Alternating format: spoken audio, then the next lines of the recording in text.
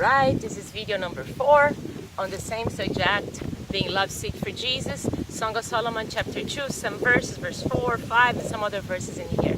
So we spoke about being lovesick for him.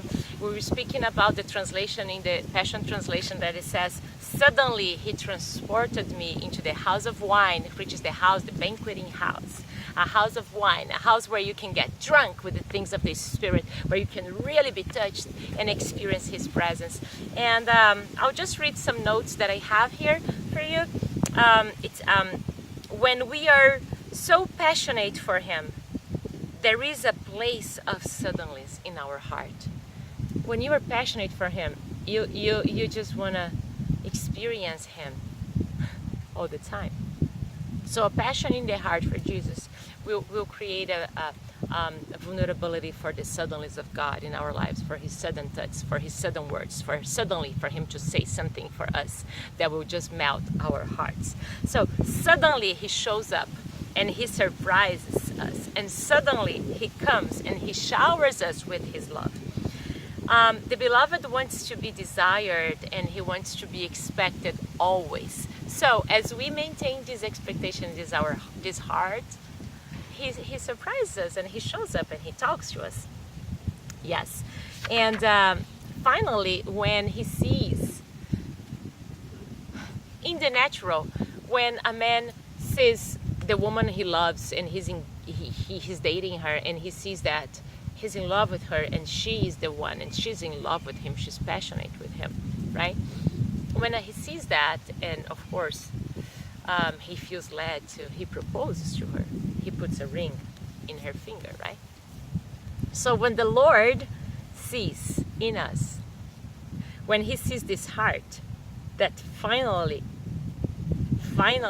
is in love with Him, is passionate with Him, that craves for Him, that wants Him, what does He do? He puts a ring on us.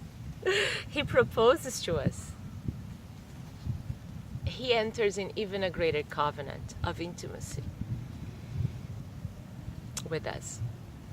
And this is real. So He puts a ring on us and He makes us His dwelling place. He makes us His house. He makes us He makes us His favorite. So the hungrier we are, the more we qualify, the more passionate we are for Him, then we become His favorite. Just like John said, you know, the beloved disciple, just because he made himself closer to Jesus. So it's on us, you know, to be this one. And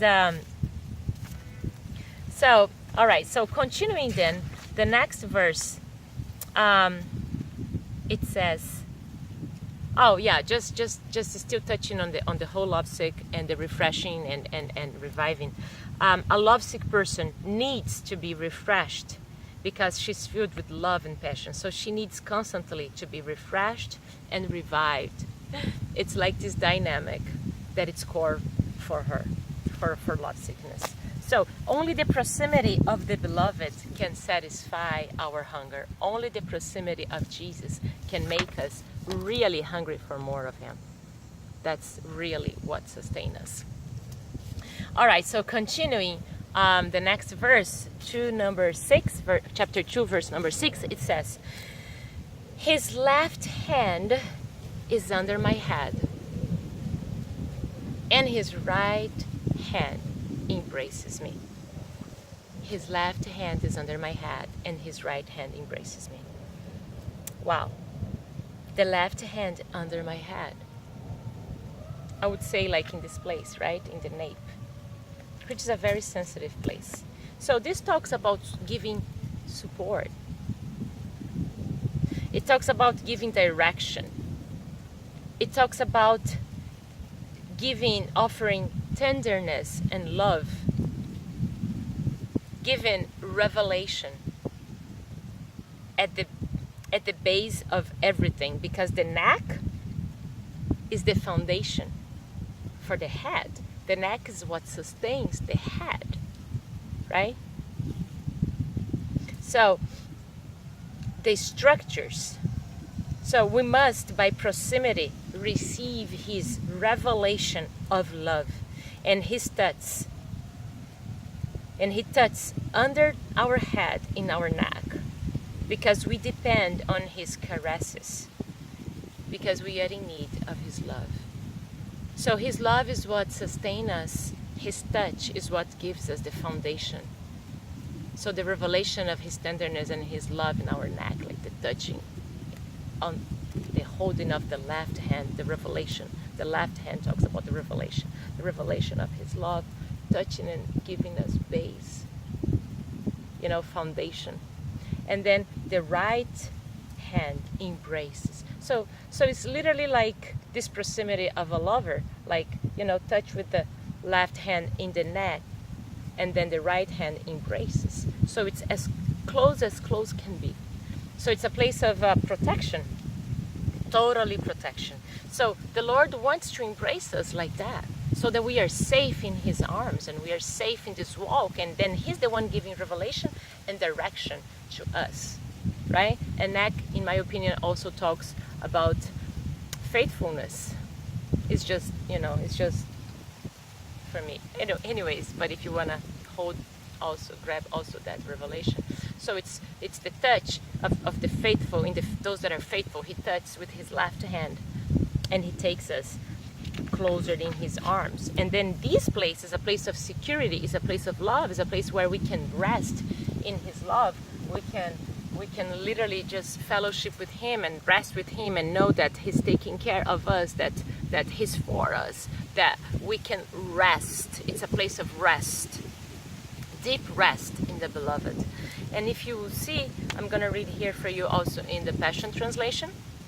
It says, his left hand cradles my head, while his right hand holds me close. Oh, and this last part is amazing. I am at rest in his love. I am at rest in his love.